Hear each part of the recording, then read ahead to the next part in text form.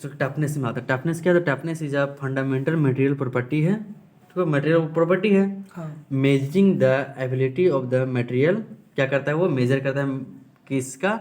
Ability of the material to absorb energy and withstand stoke up to fracture. मतलब कोई fracture होने से वो क्या करता है? वो क्या करता है, मतलब कि प्रॉपर्टी है जो कि क्या करता है, ये अपोज करता है, वो भी एकदम सेम ऑब्जर्व कर लेता है। हार्डनेस क्या करता था हम लोग को? अपोज मतलब कि वियर नहीं होने देंगे। बट ये क्या करता है? टफनेस, कि तुम उसका अंदर सोकअप किया, मतलब कि फ्रस्ट्रक्चर, मतलब कि कोई है उसको पीटा, तो जो पीटा ना उस लोड को वो सह लिया अंदर, समझा? तो कहा जाएगा टफनेस। ठीक है। It is measured by module of toughness, measure किया जाता है मॉड्यूल ऑफ टफनेस से। अब आता है कि इट यूनिट, इस टफनेस का यूनिट क्या होता है? Is joule per minute cube, joule per minute cube, joule per minute cube, इसका क्या होता है? Unit. Joule per minute, joule metre per cube, हम क्या क्या बोल दे रहे हैं, जूल मीटर क्यूब। ठीक है, पर जूल पर मीटर क्यूब इसका होता है यूनिट। टफनेस समझे? टफनेस समझे? तो टफनेस और हार्डनेस में डिफरेंस क्या है? तो दोनों तो एक तुमको ही है। नहीं, तुमको हम क्या बोले? हार्डनेस तुम्हारा क्या करता है कि अपोज करता है, स्क्रैचिंग एंड डेंटिंग जो प्रॉपर्टी को मतलब मतलब कि सह हाँ लेता है। वियर है, स्क्रैचिंग वगैरह को क्या करता है? अपोज करता है। हाँ। वो क्या क्या? अपोज, कि हम वियर नहीं होने देंगे। हाँ। ठीक है। हाँ। अपोज, विरोध किया। रिजिड है और पूरा। हाँ, ये क्या किया कि जो तुम बाहर से जो मान लो कि फ्रैक्चर करने चाह रहे, इसको तोड़ना चाह रहा है, तुम बाहर से कोई लोड लगाया ना, उसको ये सह लिया, अंदर सोकअप कर लिया, समझा? जैसे कि मान लो कि दिया देखा है? हाँ। हाँ, कौन सा वाला? दिया पानी मिट्टी वाला। हाँ। तो सूखे होने के बाद पानी डालते तो क्या करता है वो? पानी को वो एब्जॉर्ब कर एब्जॉर्ब करता लेता है। है। उसी तरह वो जो तुम वियर करने के लिए फ्रस्ट्रेट करने के जो लगाता है ना, उसको क्या कर लेता है ये? एब्जॉर्ब। ये टफनेस। हाँ। और वो विरोध करता है। वो दोनों अलग अलग है। वो हाँ। अपोज करता है, वो हाँ, स्केचिंग और डेंटिंग को। विटनेस। ये एब्जॉर्ब हाँ, कर लेता है। और witness test, hardness testing machine से उससे नापा जाता है। ठीक है। Toughness is universally dependent upon the time. ये भी टेम्परेचर बढ़ाएंगे तो टफनेस गिर जाएगा, टेम्परेचर गिराएंगे तो टफनेस बढ़ जाएगा। टफनेस। हाँ। कोई दिक्कत? अब आते हैं ब्रिटलनेस। ठीक है, ब्रिटलनेस में आ जाते हैं। तो ब्रिटलनेस देखो, ये भी क्वेश्चन पूछा है 2015 में। ओके। टफनेस में तुम्हारा टफनेस नहीं पूछा था, इलास्टिक प्रॉपर्टी पूछा था 14 में, पूछा था ना, मैकेनिकल प्रॉपर्टी 14 में, और ब्रिटलनेस पूछा है तेरा 15 में।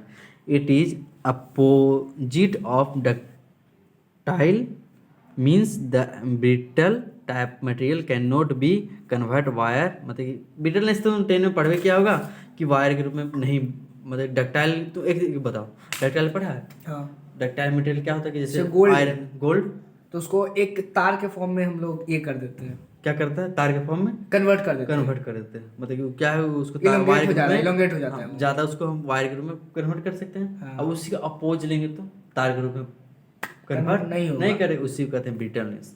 जैसे कास्ट आयरन, वो नहीं होगा। हाँ, उसका Oppose कर देगा वो। अपोजिट, उसका अपोजिट बोल रहे हैं। अच्छा। It is the opposite of ductile. Ductility. Ductility means the brittle type metal cannot be converted into wire. Very simple. Very simple. इसमें समझने में क्या दिक्कत है? अरे क्या लगता है, हम राकेश सर के स्टूडेंट हैं, नॉर्मल स्टूडेंट हैं। राकेश रंजन। तो राकेश सर। अच्छा। हाँ, अब आते हैं डक्टिलिटी। ठीक है। अब आते हैं क्या? डक्टिलिटी। डक्टिलिटी तुम खुद बता, प्रॉपर्टी ऑफ मेटल है बाय वर्च्यू, मतलब आभासी प्रॉपर्टी है, जिसके जिसके कारण कि क्या करता है ये? कोई ड्रा इनटू वायर, जो इनटू वायर जो ड्रा भी बोल इनटू रहे वायर। थे। जैसे 2 ग्राम गोल्ड को 1 किलोमीटर लंबा, चौड़ा चौड़ा नहीं, चौड़ा मतलब तो ये एक बेचारा ऐसा पतला हो प्रॉपर्टी जाता है है। जिसे हाँ, मेटल से हम लोग वायर ड्रॉ कर सकते हाँ, हैं। जो 2 किलोमीटर लंबा जा सकता है। कौन सा मतलब ड्रॉ? क्या? ड्रॉ कौन सा अगला ड्रॉ कर सकते हैं? मतलब कि क्या डायरेक्टली, मतलब ड्रॉ करने का अर्थ है कि बना सकते हैं वो ड्रा। जैसे अच्छा। वायर है, हम ये ड्रॉ समझ रहे हैं। ड्राइंग वाला ड्रॉ नहीं, जैसे वायर में ड्रॉ करना, तो वायर का ड्राइंग बनाना थोड़ी ना, वायर में बनाना ड्रॉ। हाँ सर। अब आता है मेलेबिलिटी। ठीक है, मेलेबिलिटी वही सीट में पीट पीट के पीटो पीटो पीटो पीटो पीटो, ये है, इसको पीट पीट पीट पीट के क्या बना दिया, इधर देखो, हाँ ये है, पीट पीट के सीट बना दिया, हाँ तो मेल्टिबिलिटी हो जाएगा। ठीक है, तो malleability is a property of material by virtue which the material can be change into thin sheet by hammering और रोलिंग। क्या करके, हैमर चला के, या ये है, एक शीट में कन्वर्ट कर देते हैं उसको। जैसे मान लो ये है, थोड़ा सा मान लो कि एक्स्ट्रा है, और इसमें रोलिंग भारी वजन का रोल चला दी। कौन सा रोल, मतलब ये है ना, इस पर हम रोलर मशीन चला दी, चिप पत पत ये हो जाएगा। तो क्या हो जाएगा, सीट बन जाएगा। सीट बन जाएगा। तो किस तरह, दो तरह के हैमरिंग, पीट पीट के चाहे रोलिंग करके। गोल्ड सबसे मेलेबल मेटल है, हाँ वो भी डक्टाइल तो है ही है, डक्टाइल भी मेलेबल ही हाँ, भी तो है, दोनों हो जाएगा। सिल्वर भी है। हाँ ठीक है। सब मेटल अब तो क्या होता है? सब तो मेटल का ही प्रॉपर्टी, हाँ, मेटल सब तो मेटल होगा। Metallic property. अब the malleability can be increased by heating वही। मटेरियल। ठीक है, the gold is considered as most malleability material. जो बोले हाँ, in this case material flow in all direction, मतलब कि अब तुम पीट रहा है, तो अब थोड़ी ना तुम पीटा, एक बार पीटा, मान लो इतना पीटा, अब क्या, वो बोले कि भाई खाली दाएं चल चाहे बाएं चल, हर ऑल डायरेक्शन में जाएगा। सब जगह से करना पड़ता है, एकदम इक्वल हो नहीं, हम क्या बोल रहे हैं, तुम इसको पीटा, हाँ तो अब ये थोड़ी ना ध्यान देगा कि हमको दाएं जाना है, सूरज किधर उगता है, किधर नहीं डूबता है, नहीं ना, ये कहाँ चारों तरफ भागने, ट्राई किधर भागने करेगा वो। जिधर पीटे उधर। मान लो ऐसे पीटे, हाँ। तो चारों तरफ ना भागने, ऑल डायरेक्शन में भागने की ट्राई करेगा, हाँ हाँ पूरा पश्चिम उत्तर दक्षिण, हाँ क्या ये ट्राई करेगा। हाँ ऑल डायरेक्शन। हाँ, अलग बात है कि हाँ हम पीटे तो इधर और रोक देगा, इधर और रोक देगा, ट्राई किधर करेगा वो, ऑल डायरेक्शन। बस ऑल डायरेक्शन में जाएगा मेजोरिटी, समझा। हाँ, ये नोट वाला है। ठीक है, अब फर्ग्यू इसमें क्या होता है, it is the failure condition of the material after applying repeated और सीधा क्वेश्चन छोड़ दिए थे। repeated or cyclic load. This type of material failure is known as failure material of material. अरे फेल हो जाता है, जैसे कहते हैं failure condition of the material, मतलब कोई भी मटेरियल है ना फेल हो जाता है, फोर्स अप्लाई करते हैं उस पे तो। हाँ, failure material after applying repeated और साइक्लिक लोड, मतलब कोई भी, मतलब कोई है ना, मान लो ये फोर्स बॉडी है, उसमें हम लोग कोई रिपीट करके फोर्स लगा दिए, लोड लगा दिए, तो क्या हो जाता है, टूट जाता है, ब्रेक हो जाता है, बस वही फेल्यूर, मतलब टूट जाना, अपोज नहीं कर पाता है वो, टूट जाता है। हाँ टूट जाता अच्छा, है, फेल हो हार्डनिंग और जाता है, टफनेस में, हार्डनिंग टफनेस में प्रॉपर्टी था मतलब वो कि फेल हो जाता रख लेता है, फेल हो जाता है। ठीक है, मान लो कि कुछ है, इस पे फोर्स अप्लाई किए, मान लो हनुमान ये जी, टूट गया हाँ, तो इफ आई गिव ऐसा प्रॉपर्टी। हाँ जैसे मान लो कि ये है, अब ये है कि ये थोड़ा साइज बड़ा बन गया, सोचे कि थोड़ा सा पीट देंगे तो साइज दब जाएगा, टूट गया पूरा, लेकिन पीटे एक बार और फिर दोबारा पीटे तो क्या हो गया, मतलब रीहीट किया है, दोबारा पीटे जो भी ब्रेक कर गया तो क्या हो गया, वो फेल हो गया, टूट गया, फेल हो गया। बस वही। This type of material failure is known as failure, मतलब इस टाइप का, हाँ। उसको बोल सकते हैं the failure property of metal due to applied deforming force. समझ गया यहाँ तक, हाँ। अब आगे लगा, हाँ आगे मतलब शुरू करे, वो सुनाई दी, आग लगा है। अरे मतलब आगे आप शुरू करें, अच्छा हाँ, ठीक है, मेन लग रहा है। हाँ। अब आते हैं क्रीप, ठीक है, क्रीप। हाँ, creep is a property of the material due to which the material gets plastically deformation और permanent deformation after very very period of time. मतलब ये क्या करें, क्रीप क्या कहता है, क्रीप मतलब इस तरह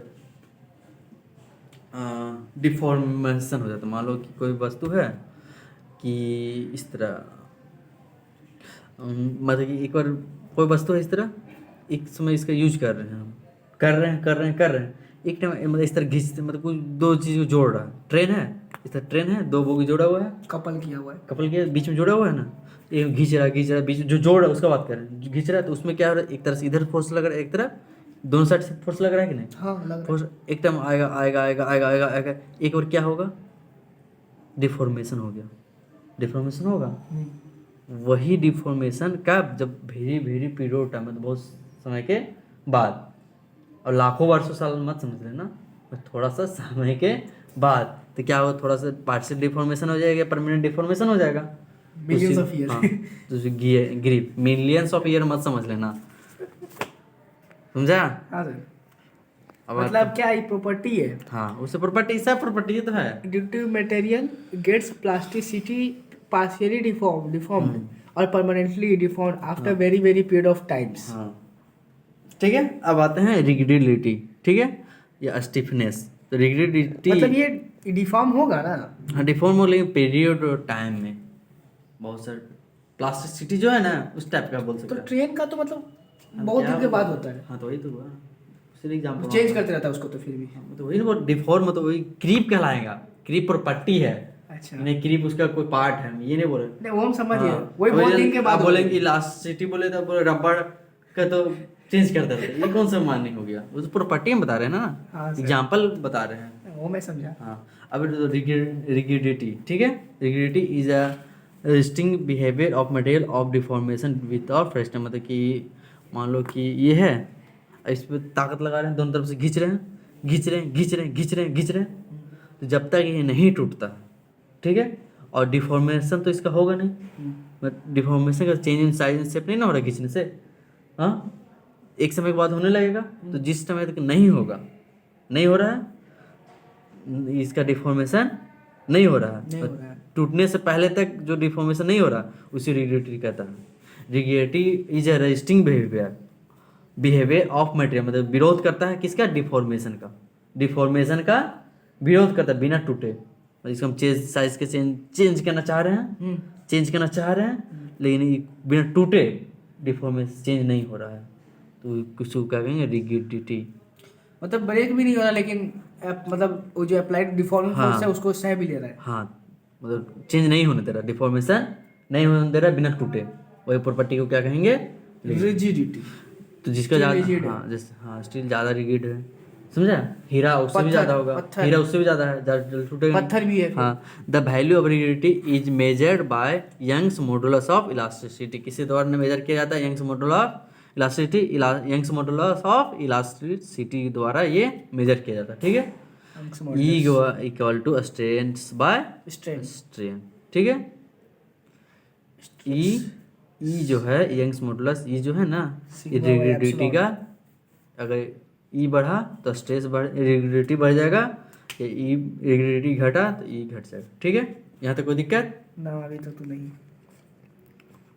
अब आते हैं, यही ना? हाँ हाँ वही वही Stress पढ़ा होगा वो, अभी आगे बताएंगे, वो तो अभी आगे ना। So more value of Young's modulus, यदि यंग्स मॉडुलस ज़्यादा वैल्यू है elasticity, then the material will be more rigid, ठीक है। ज़्यादा इलास्टिसिटी वैल्यू है तो रिगिड ज़्यादा होगा। Carbon steel is more stiffer than aluminium, rigid या स्टीफनेस बोले थे ना, तो स्टीफर देन एल्युमिनियम से ज़्यादा कौन होता है? कार्बन स्टील, ठीक है। Because carbon steel Young's modulus elasticity are more than aluminium, ठीक है। मतलब जिसका यंग्स मॉडुलस ज्यादा है हाँ। वो ज्यादा रिजिड होगा। हाँ। मतलब बिना टूटे डिफॉर्मिंग फोर्स से मतलब होगा तो सह लेगा वो। हाँ, ये मैकेनिकल प्रॉपर्टी थोड़ा सा खत्म, अब हम लोग खाली मैकेनिकल प्रॉपर्टी में बच गया स्ट्रेस, और क्या बच गया? पहले चैप्टर बस इतना ही है। हाँ, स्ट्रेस और स्ट्रेन है बस, खत्म। स्ट्रेस और स्ट्रेन हम लोग का सिर्फ दो टॉपिक, तो पढ़े हम, स्ट्रेस और स्ट्रेस हम लोग का बस दो चीज़ बच गया। मतलब रिवाइज करवा रहे पूरा रिवाइज करेंगे हम। दो क्या बच गया तेरा? स्ट्रेस और स्ट्रेन, ठीक है। ये होमोजेनियस हम सेकंड में है। फोर्स है। नहीं नहीं नहीं, सब ट्विस्टिंग कपल वगैरह देखे तो आप पढ़िए तो। ये सब सेकंड, मतलब सेकंड चैप्टर में है कुछ कुछ, ट्विस्टिंग कपल नहीं ये फर्स्ट में है, तो second- mechanics- नहीं mechanics सब ये सब फर्स्ट चैप्टर में है, जितना ये सब है ना, मतलब कहने का था कि सोम के हिसाब से, सिलेबस के हिसाब से सेकंड चैप्टर, सोमबुक के हिसाब से फिफ्थ चैप्टर, इस टाइप का बना है। तो मतलब हम जो क्या ये समझ के जो पढ़े? हम बता रहे हैं ना syllabus according to board exam, board exam हाँ अकॉर्डिंग टू ये क्या बता रहे हैं तुमको? बोर्ड सब आ एग्जाम, जाएगा ना? हाँ जितना बता रहे हैं अकॉर्डिंग टू बोर्ड एग्जाम बता रहे हैं। तो सीरीज नहीं है फर्स्ट सेकंड चैप्टर वैसा? सीरीज से जा रहा है तो समझ नहीं आ रहा तुमको? सब आ रहा है। हाँ तो बस, तब सीरीज ही तो बता रहे थे ना, समझ में आ रहा है। उतना हटा दे हाँ। समझेंगे। हाँ, तो अभी समझो। मैं पढ़ा गया ना बस। हाँ ठीक है, और नेक्स्ट कल, आज तो हो गया टाइम, कल फिर कहाँ से पढ़ेंगे? कल स्ट्रेस से स्टार्ट करेंगे, और फिर धीरे धीरे धीरे धीरे हम लोग कहाँ घुस जाएंगे? न्यूमेरिकल में, ठीक है। कल बार में भी सारा थ्योरेटिकल चलेगा थोड़ा बहुत, तो फिर न्यूमेरिकल में घुसेंगे। न्यूमेरिकल में घुसेंगे तो बड़ा बड़ा न्यूमेरिकल में घुसेंगे, समझा ना? इंजीनियरिंग मैकेनिक्स का ही है ना, जैसे ही बड़ा बड़ा में घुसेंगे बताएंगे ना। हाँ ना, समझे? वो समझ में आ गई जो ये पता है, वो समझ में आया ना? हाँ, जो समझाया ना चाह रहे तो